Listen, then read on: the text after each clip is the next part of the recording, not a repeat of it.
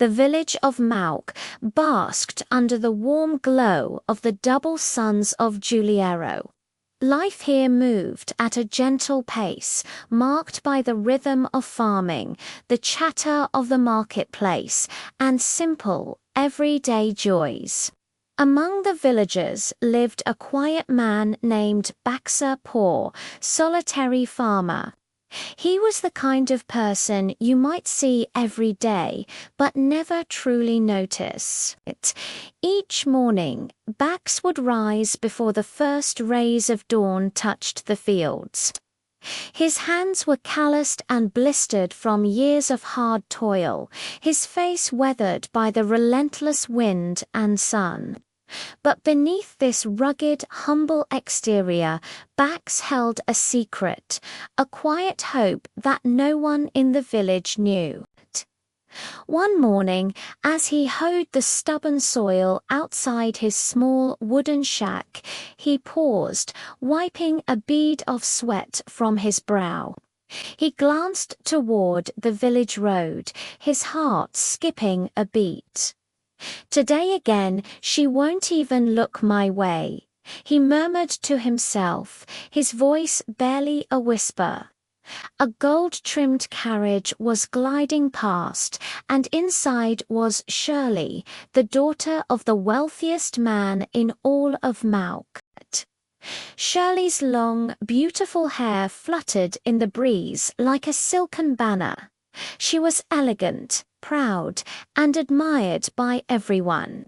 She was the sun around which the village seemed to orbit, and to a man like Bax, she was an unreachable dream.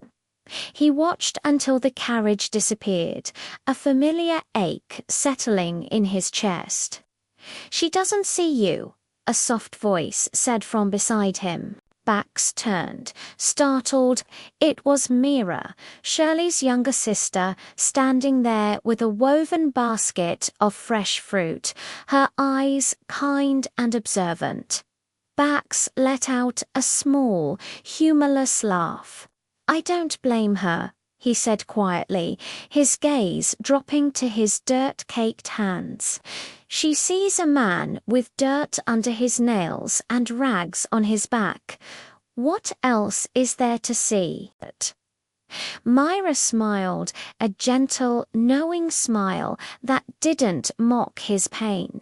"But I see something else," she said, her voice soft but certain. Bax looked up, his brow furrowed in confusion. What could she possibly see? He was just a farmer, a man of the earth, invisible to the world of carriages and silk. Mira stepped closer, her expression earnest. "My sister sees what's on the surface. Gold status, fine clothes. But I've watched you, Bax. I see the way you tend to your crops with such care, as if they were your own children. I see how you leave a small bowl of water out for the stray grot cats, even when you have little for yourself. I see the strength in your hands, not just the dirt." Bax was stunned into silence. No one had ever spoken to him like this, had ever looked past his poverty to see the person underneath. He had spent so long feeling invisible that he'd started to believe it himself. "Shirley dreams of princes in shining armor," Mira continued, her gaze unwavering. "But a real man isn't defined by his wealth or his clothes. He's defined by his heart, by his kindness, by the good he puts into the world, even when no one is watching." She offered him a bright red sunapple from her basket. "You have a good heart, Bax. That's a treasure far greater than any gold my father owns." As Bax took the apple, their fingers brushed for a fleeting moment. A jolt, like a tiny spark, passed between them. He looked at Mira, truly looked at her for the first time. He saw not the sister of the woman he thought he loved, but a person with a quiet strength and a deep well of empathy in her eyes. That day, something shifted within Bax. Mira's words were like seeds planted in the soil of his heart. He still rose before dawn, he still worked the land, but his gaze no longer followed the gold-trimmed carriage with longing. Instead, he found himself looking for Mira. He'd see her at the market, bartering with a smile, or in the fields, sketching the landscape in a small, worn notebook. He started leaving a single, perfect wildflower on the fence post where she often passed. He never saw her take it, but the flower was always gone the next day. A silent conversation began between them, spoken in gestures of quiet kindness. He learned that while Shirley was the dazzling sun, Mira was the steady, gentle moonlight, illuminating the things that others missed in the glare. Bax realized his dream hadn't been Shirley at all. It was the idea of being seen, of being valued. And the person who saw him, who truly valued him for who he was, had been there all along. Standing just outside the spotlight, his secret love for Shirley faded like a morning mist, replaced by a real, growing affection for Mira, love built not on a distant fantasy, but on shared moments and a deep, unspoken understanding. In the quiet village of Mouk, under the light of the two suns' backs, the poor farmer had finally found his treasure. That evening, as the last rays of sunlight bled from the sky, Mira found herself lingering on Bax's farm, a place that was beginning to feel more like a sanctuary than just a neighbor's land. The air grew cool, and the twin moons, Castor and Pollux, began their slow ascent, painting the landscape in ethereal silver. They sat together under the sprawling branches of an ancient banyan tree, its aerial roots like silent, patient sentinels. The usual farm sounds had quieted, replaced by the gentle chirping of night insects and the soft rustle of leaves. For a while, they just sat in comfortable silence, watching the celestial dance above. It was Mira who finally broke the quiet, her voice soft but direct. "Bax," she began, turning to look at him. His profile was strong in the moonlight, but his eyes held a distant, troubled look. "Why do you care so much what Shirley thinks? Why does her opinion hold so much weight?" Bax didn't answer immediately. He picked up a fallen leaf, tracing its veins with a calloused finger. The question seemed to hang heavy in the air between them. He let out a slow breath, a sigh that seemed to carry the weight of more than just a single day's troubles. "Because ... double quotes," he started, his voice barely a whisper, hesitant. "When I first arrived on this planet, lost and completely alone, she was the first person I saw, the very first face in this new world." He paused, his gaze fixed on something far beyond the moonlit fields. "And there was something about her, ... a look in her eyes. She reminded me of someone I lost. Someone very important to me from a long, long time ago." Mira listened, her own curiosity piqued. There was a depth to Bax, a history that he kept locked away behind his quiet demeanor and his tireless work on the farm. He spoke with a sort of ancient weariness that didn't match the man she saw every day. "You talk like someone who's lived many lives," she observed, her eyes narrowing slightly, trying to piece together the puzzle that was Bax. "Like you've seen more than just these fields and this sky. Who are you? Really?" The question was direct, maybe too direct. Bax flinched almost imperceptibly and looked away, his jaw tightening. He stared out at the dark rows of crops, a wall instantly erected between them. "I'm just a farmer now," he said, his tone flat, final. "That's all that matters. The past is the past." He was shutting her out, and Mira felt a pang of frustration, but also a surge of empathy. She understood the desire to leave a painful past behind. Seeing the hurt that still clouded his features, Mira's voice softened, losing its interrogative edge. She shifted closer, the warmth of her presence a small comfort in the cool night. "Okay," she said gently, "a farmer. But if this Shirley, if she can't see the good man sitting right here, if she's so quick to judge and turn her back on you, then maybe she doesn't deserve you, Bax. Maybe she isn't the person you thought she was." His shoulders slumped. "Still, it hurts," Bax whispered, the admission raw and vulnerable. It was a confession of a pain he'd been trying to hide behind a stoic facade. He finally looked at her, and in the dim light she could see the genuine ache in his eyes.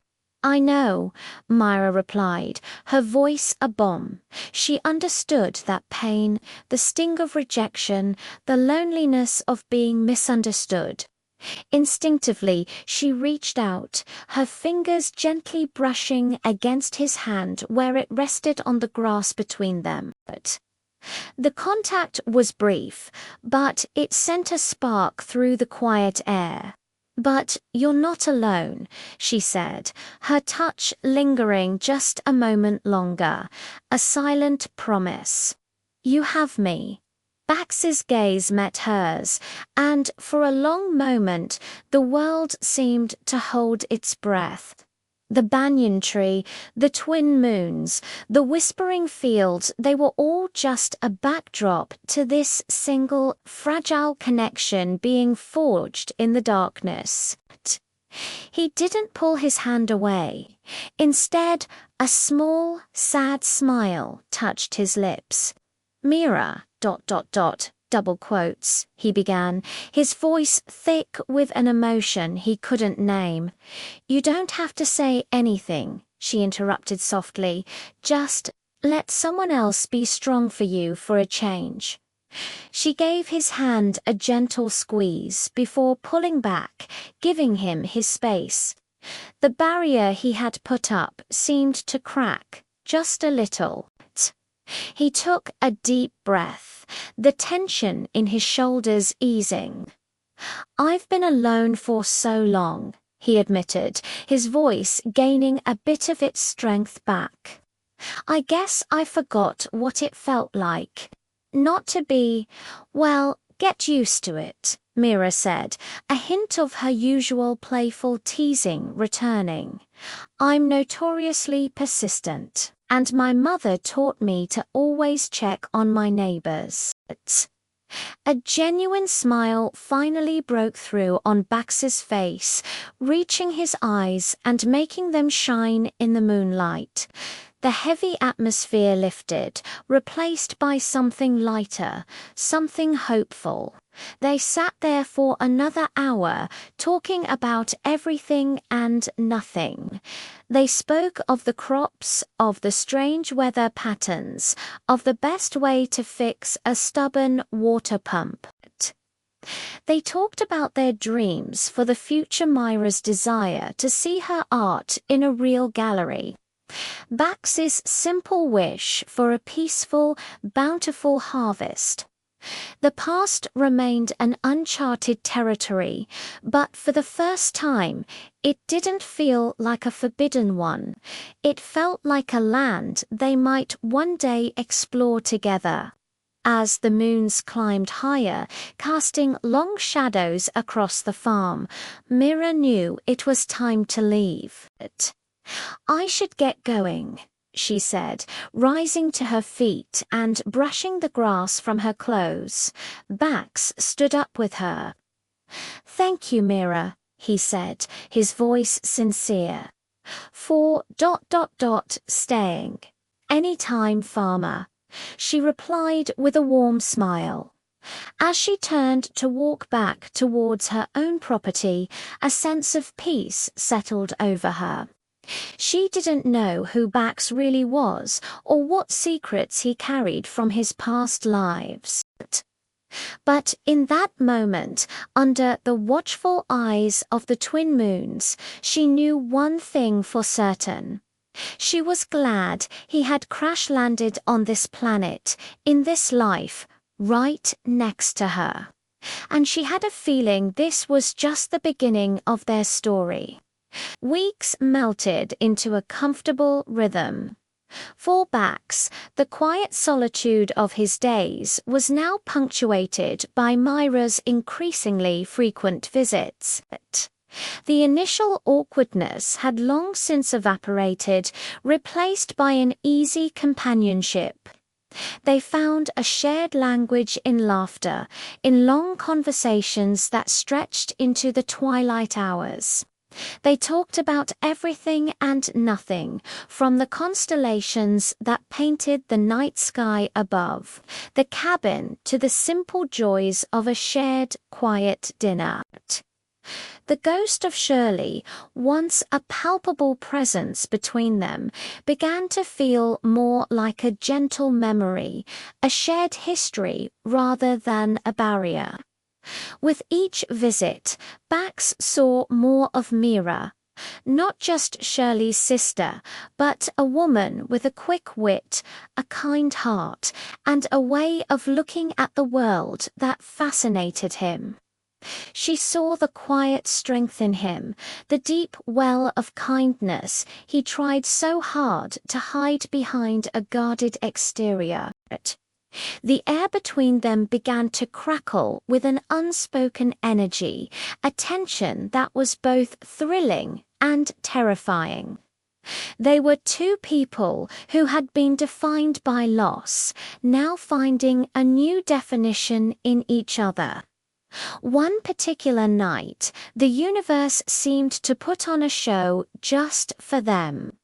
The sky was a canvas of deep indigo, streaked with the fleeting, brilliant light of a comet shower. They sat on the porch, shoulders almost touching, watching the celestial display in comfortable silence. It was a perfect moment, suspended in time, filled with a quiet magic that made anything feel possible. The world outside their little bubble of light and warmth simply ceased to exist. Breaking the serene quiet, Mira turned to face him, her eyes reflecting the distant streaking lights. Her expression was serious, her usual playful demeanor gone, replaced by a raw vulnerability that made Bax's breath catch in his throat. "Bax," she began, her voice barely a whisper, yet it carried the weight of 1,000 unspoken conversations. He looked at her, his heart beginning to pound a slow, heavy rhythm against his ribs. "I think..." She hesitated, taking a deep breath as if to steady herself.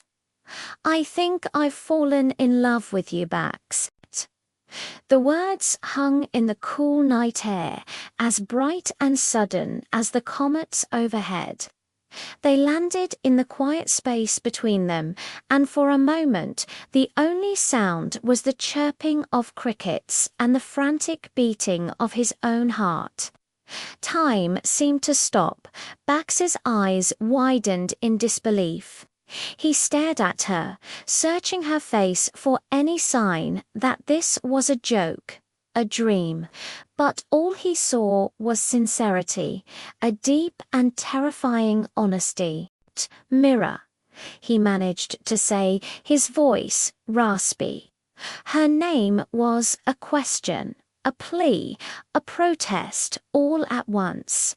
He was about to list all the reasons why this couldn't happen, why it was wrong, why it was impossible. The reasons were a fortress he had built around his heart for years. But she cut him off, anticipating his every objection. "I know what you're going to say," she said, her voice gaining strength. "That I'm Shirley's sister. That it's complicated. That it's messy." She shook her head, a defiant fire igniting in her gaze. "But I don't care." In that moment, her conviction was so absolute, so powerful, that it began to dismantle the walls around his own heart, brick by painful brick. She didn't care about the past, only the present, only him. Before he could process the whirlwind of his emotions, she leaned in. The world narrowed to the space between their lips. Her kiss was gentle, tentative at first. A question. It wasn't a passionate, demanding kiss, but something far more profound. It was a promise, a confession, a prayer.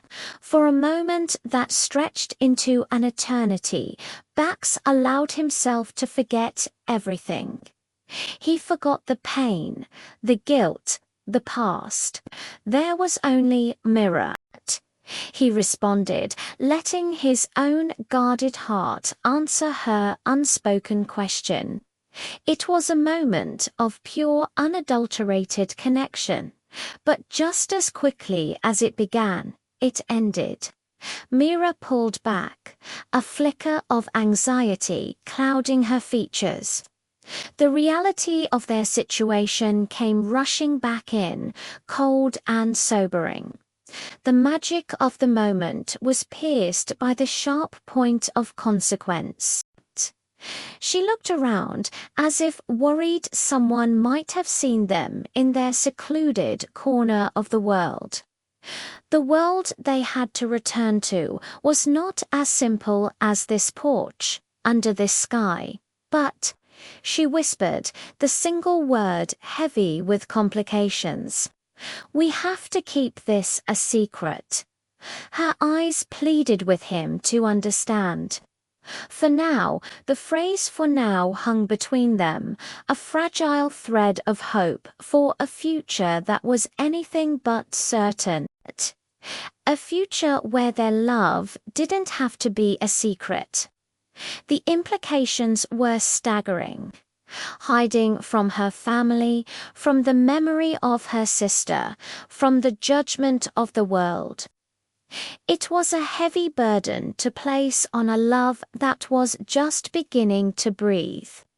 Bax looked at her, at the worry etched on her face, and his own chaotic emotions settled into a single, resolute purpose. He understood. He understood the risks, the complexities, the potential for even more heartache. But looking at Mira, he also understood that the alternative, letting her go, was simply unthinkable. He had spent years protecting his own heart from pain, locking it away from the world. Now he found himself wanting to protect hers. He nodded slowly, the movement deliberate and full of unspoken meaning. It was an agreement, a pact made under a sky of falling stars. "I'll protect your heart," he said, his voice low and steady, a vow whispered into the night. "Just like I've protected mine." It was the only promise he could make, the only comfort he could offer. Their love would be a secret garden, a hidden sanctuary they would tend to in the shadows, waiting for the day it could finally be revealed to the sun.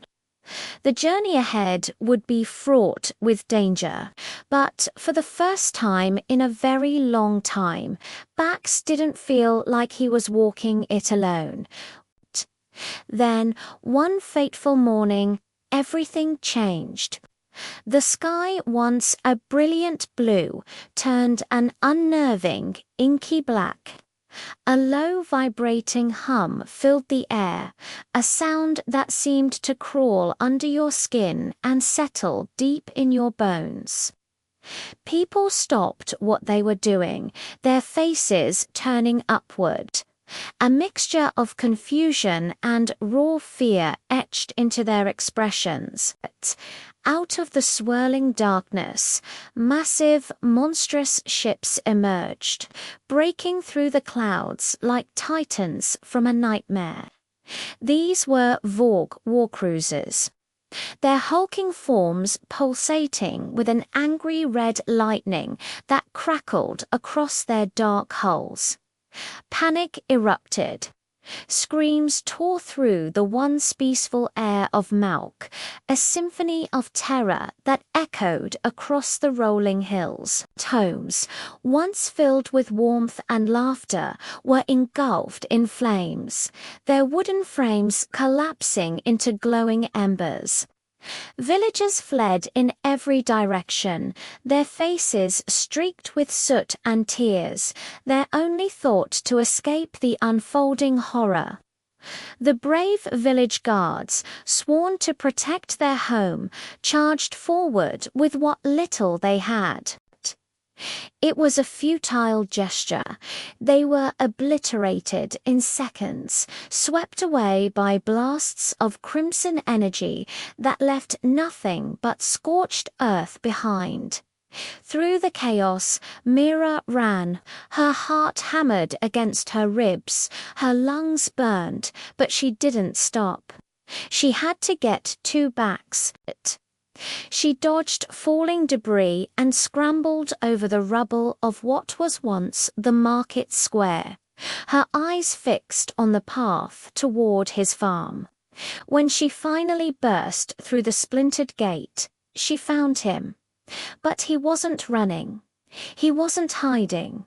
He was just standing there, in the middle of his field, perfectly still. His gaze locked on the terrifying ships hanging in the sky. "They've found me," he muttered, his voice barely a whisper, yet it cut through the din of destruction.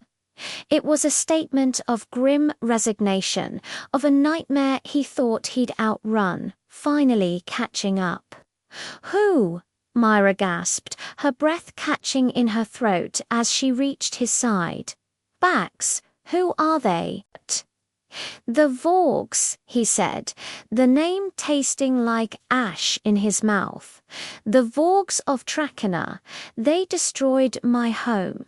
And now they've come for me." Myra's eyes widened, the pieces of a puzzle she never knew existed clicking into place. The way he sometimes stared at the stars, the sadness that occasionally clouded his eyes, his unmatched skill that always seemed out of place. "You're not from Juliero, are you?" she asked, the question hanging in the smoky air between them. Bax finally tore his eyes from the sky and turned to her. The familiar, gentle farmer was gone. In his place was a man forged in fires she couldn't imagine. His expression was a mixture of grief and a long-dormant fury. "No," he admitted, his voice low and heavy.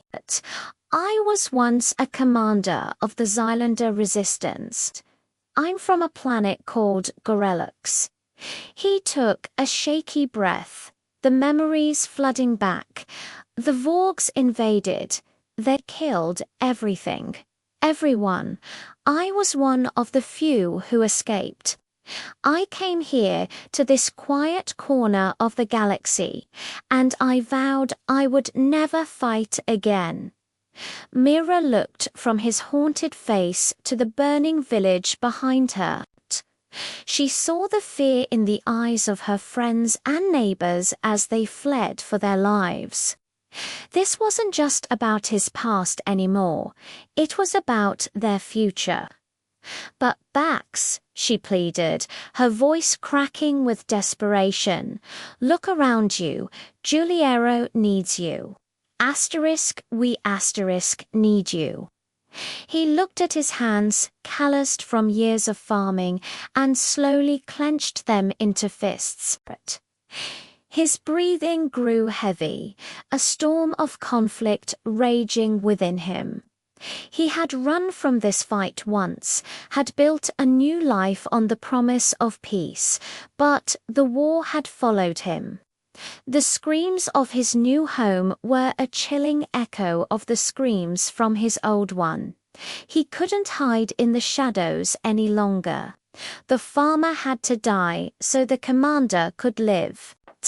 "I can't run anymore," he said, his voice no longer a whisper, but a growl of renewed purpose. The fire of the Xylander resistance, long thought extinguished, began to smolder once more in his eyes.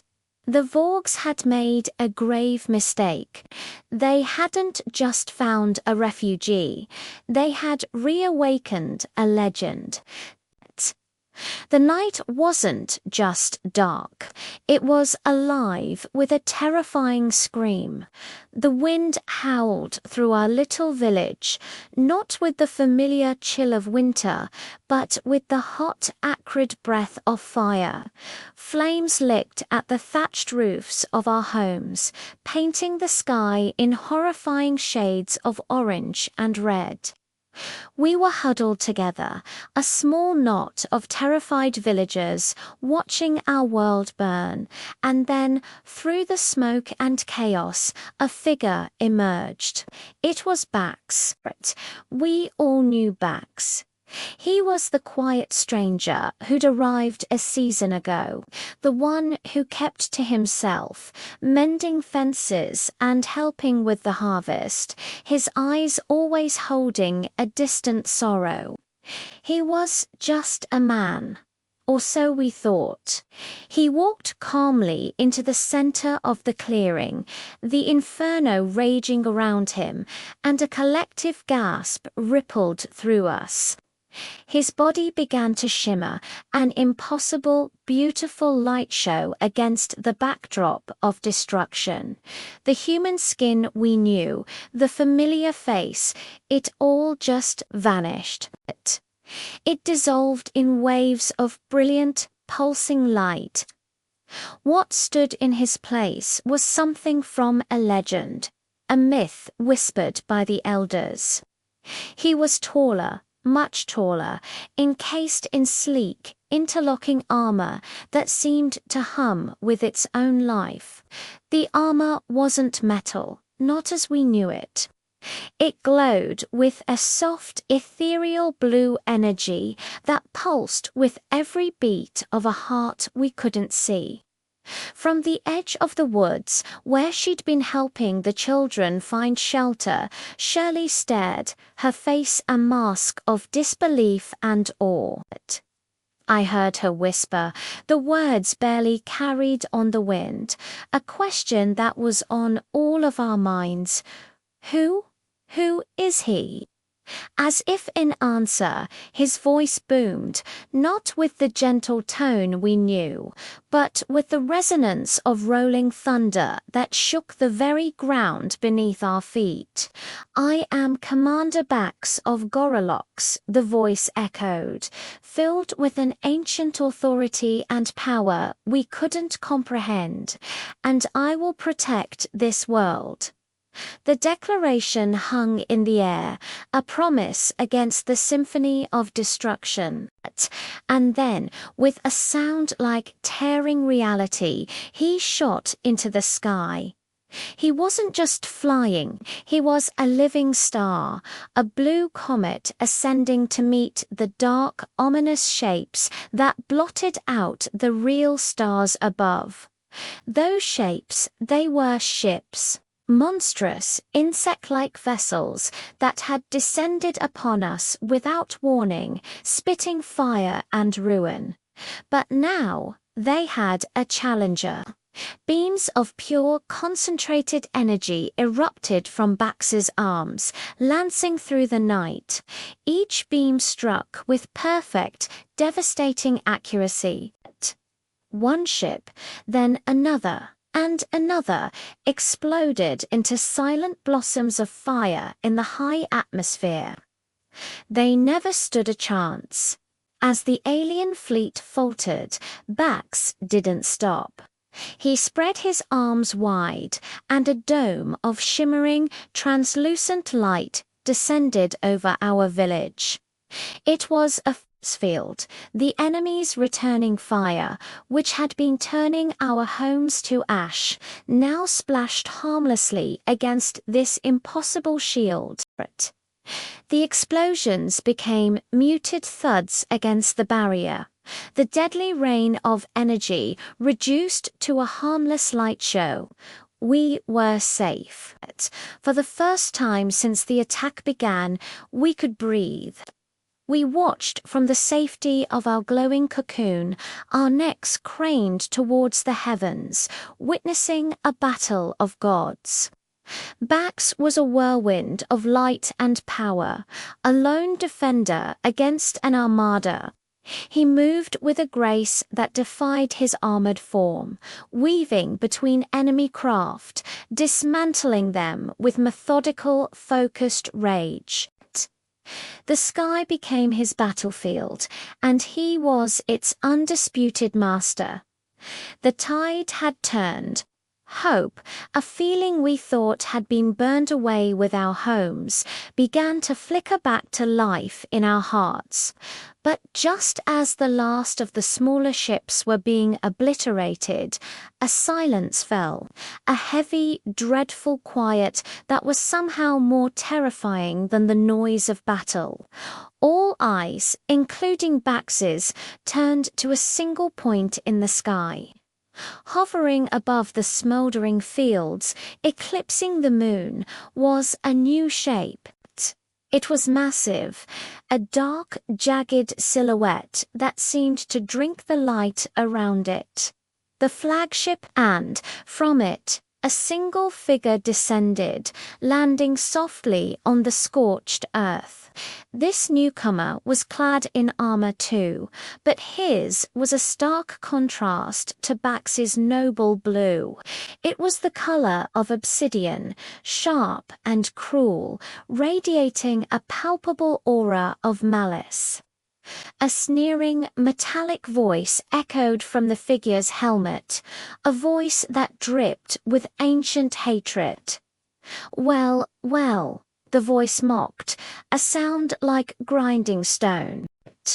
"Look what the fire flushed out. The little coward of Gorolox returns." My blood ran cold. This wasn't just a random invader. This was personal. Bax hovered for a moment, his glowing form tense. Then he descended slowly, landing opposite the Dark Commander. The ground sizzled where his feet touched. His thunderous voice was different now. It wasn't a declaration. It was a low, dangerous growl that vibrated in my chest. "I am no coward, Ogus. The name sent a fresh wave of terror through me, though I didn't know why. But I could feel the history between them, a chasm of pain and loss. Bax continued, his voice hardening into something unbreakable. I ran once. I grieved. But I found something new here, something to live for. Today I fight not for vengeance, but for love. And with that, he charged. Ogus met him head-on, and the world exploded. Their battle wasn't like the one in the sky. This was primal. It cracked the very heavens. Lightning, raw and untamed, rained down around them, born from the sheer force of their power. Blades of pure energy, one a brilliant azure, the other a blood red, clashed with a sound that split the air. Every impact sent shockwaves that flattened the remaining trees and kicked up clouds of dust and ash.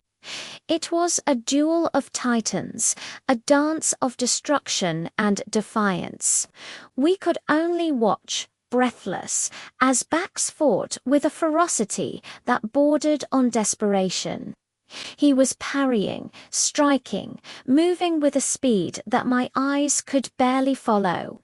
He was fighting for his lost home, yes, but he was also fighting for us, for the quiet moments, for the shared meals, for the simple peace he had found in our small, unassuming village.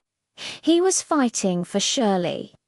Then, through a flurry of blinding strikes, Bax saw an opening. He ducked under a vicious swing from Ogus' blade and drove his own energy-wreathed fist straight into the dark Commander's chest. The impact was deafening.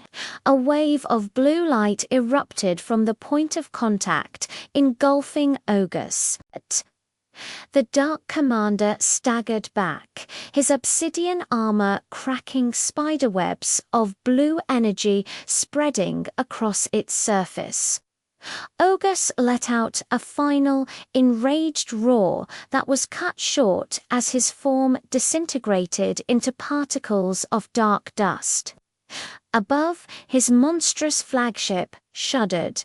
Its lights flickered and died.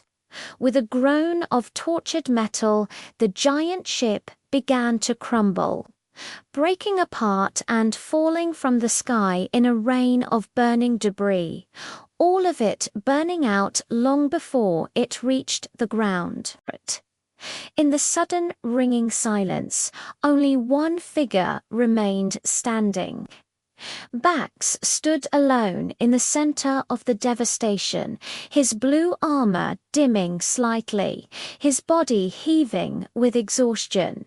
He had won. The threat was gone. Slowly, he turned to look at us, at the village he had saved. The helmet of his armor retracted, revealing the familiar, tired face of the man we knew.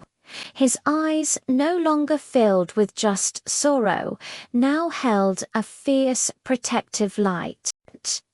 He looked at Shirley, and in that gaze we all understood he wasn't just Commander Bax of Gorillix anymore. He was one of us. He was home. The air in Juliero, once thick with the stench of fear and scorched earth, now hummed with a different energia, low, bewildered murmur that rippled through the gathered crowd. The immediate threat was gone, the monstrous shadow that had loomed over their village vanquished, but in its place, a new, more personal kind of shock had settled. They huddled in clusters, their faces pale in the twilight, eyes darting toward the lone figure standing near the edge of the smoldering fields. Bax, the quiet farmer, the man who had, moments ago, revealed a power none of them could comprehend. Whispers were like rustling leaves in a sudden breeze. "Did you see? How is it possible? He's just backs." But the name sounded different now, foreign on their tongues. It no longer meant calloused hands and a quiet nod. It meant something more, something ancient and terrifying and wonderful all at once. He had saved them. He had stood between their homes and annihilation, and with a force that defied all logic, he had pushed the darkness back. The farmer had become a legend in the span of a single sunset. Through the throng of stunned villagers, a figure pushed her way forward, her movements jerky and uncertain. It was Shirley. Her perfectly styled hair was disheveled, her expensive dress smudged with dirt. She had always carried herself with an air of superiority, a casual disdain for the simple life of Juliero, a life embodied by backs. Now that arrogance had crumbled, replaced by a raw, shaky awe. She stopped a few feet from him, her breath catching in her throat. I didn't know," she stammered, the words tumbling out. "I didn't know you were all that." Her voice was a ghost of its usual confident tone, thin and reedy. She gestured vaguely at the lingering signs of the battle, at the impossible reality of what he had done. "If I had known," she started, her eyes wide with a mixture of fear and a strange, desperate admiration. "If I had just had any idea, I would have Bax's gaze, when it met hers, was as cold and hard as winter stone. The warmth that had sometimes flickered in his eyes when he'd looked at her, a warmth she had so easily dismissed, was gone. "You didn't even try to know me," he said, his voice low and cutting. Each word was a precisely aimed dart, finding its mark in the hollow space of her regret. "You saw a farmer. You saw dirt under my fingernails and simple clothes. You never once looked deeper." He shook his head, a gesture not of sadness but of finality. "Mira did." His voice softened as he said the name, the ice in his tone melting away. He turned his back now fully to Shirley, and his eyes scanned the crowd. He found her easily, as if a magnetic pull connected them across the space. Mira stood quietly among the other villagers, her presence a small island of calm in a sea of chaos. She wasn't gawking or whispering, she was just watching him. Her expression was one of profound relief, her hands clasped tightly in front of her. She had been there on the sidelines, her heart in her throat, praying not just for the village, but for him. He walked toward her, the crowd parting silently to let him pass. He stopped before her, the hero of the hour, but his posture was not one of a conqueror. It was one of gratitude, of homecoming. "You knew," he said, his voice now gentle, meant for her alone, though the whole village strained to hear. "You knew my truth. You knew the secret I carried, the burden, and you never ran." He reached out, his hand tracing a smudge of dirt on her cheek. "You stood by me." Tears welled in Mira's eyes, shimmering in the fading light. They weren't tears of sadness or fear, but of overwhelming joy and love. A smile broke through, radiant and pure. "Always," she whispered, her voice thick with emotion. It was a promise, a statement of fact, a testament to every stolen moment they had shared, every secret glance across the marketplace, every whispered confession under the moon. She had seen him, the real him, long before this day. She had loved the farmer and she loved the hero. They were one and the same. Bax took her hand, his calloused fingers lacing through hers. It was a simple gesture, but in the context of the day's events, it was a profound declaration. He was choosing her openly and without reservation. He was choosing the woman who had seen his soul, not his status or his power. Together, they turned away from the gawking villagers and the remnants of the battle. They began to walk back toward the fields, toward the familiar rows of crops and the scent of the earth. But they were not walking as they had before. They were not a simple farmer and a shopkeeper's daughter stealing a moment away from prying eyes. The ground beneath their feet felt different now, imbued with new meaning. They were heroes of Juliero. Their love story, once a quiet secret whispered in the shadows, was now a legend being born, a tale that would be told for generations. It was the story of how a farmer with the heart of a king and a woman with unwavering faith had not only saved their home, but had shown everyone the true meaning of seeing and being seen. Their future stretched out before them, as vast and promising as the open fields of their beloved home. Thank you so much for joining me for this story today. If you enjoyed this journey into Juliero, please hit that like button and consider subscribing to the channel. Your support means the world and helps me bring more tales like this to life. Don't forget to ring the notification bell so you won't miss our next adventure. Until then, stay curious and stay inspired.